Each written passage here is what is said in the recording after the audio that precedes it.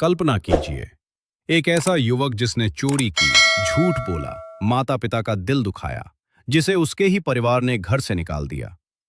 लेकिन सिर्फ एक व्रत ने उसकी पूरी जिंदगी बदल दी। ये है पाप से मुक्ति देने वाली मोहिनी एकादशी की दिव्य कथा। बहुत समय पहले भद्रावती नगरी में द्युतिमान नाम के एक धर्मात्मा राजा राज्य करते थे। उस नगर में धन, धान्य, सुख और शांति थी। वहां धनपाल नाम का एक बहुत बड़ा व्यापारी रहता था। वो भगवान विष्णु का भक्त था और दान पुण्य करता था। उसके 5 पुत्र थे, लेकिन सबसे छोटा पुत्र धृष्ट बुद्धि बहुत बुरे स्वभाव का था। धृष्ट बुद्धि दिन रात जुआ खेलता, शराब पीता और बुरे लोगों की संगत में रहता। धीरे धीरे उसने घर का धन बर्बाद करना शुरू कर दिया। वो चोरी करने लगा, लोगों को धोखा देने लगा। उसके पिता ने उसे बहुत समझाया, बेटा, बुरे कर्मों का फल बहुत भयानक होता है। लेकिन धृष्ट बुद्धि ने किसी की बात नहीं मानी। एक दिन उसके पाप इतने बढ़ गए कि परिवार ने उसे घर से निकाल दिया। अब वो जंगलों में भटकने लगा, भूखा प्यासा, अकेला। भटकते भटकते एक दिन वो महान तपस्वी ऋषि कौंडिन्य के आश्रम पहुंचा। ऋषि का तेज देखकर उसके अंदर पश्चाताप जाग उठा। वो रोते हुए बोला, गुरुदेव, मैंने जीवन में बहुत पाप किए हैं। क्या मेरे जैसे पापी का उद्धार हो सकता है?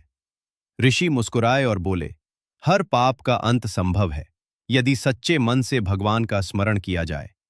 फिर ऋषि ने उसे मोहिनी एकादशी का व्रत करने की सलाह दी। ऋषि बोले, वैशाख मास की शुक्ल पक्ष की एकादशी मोहिनी एकादशी कहलाती है।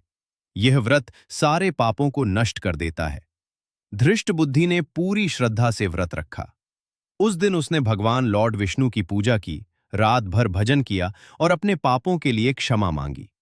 जैसे ही व्रत पूरा हुआ, धृष्ट बुद्धि के सारे पाप नष्ट हो गए। उसका मन शुद्ध हो गया।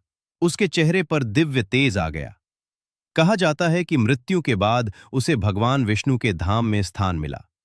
इस प्रकार मोहिनी एकादशी का व्रत करने से सबसे बड़ा पापी भी पुण्यात्मा बन सकता है।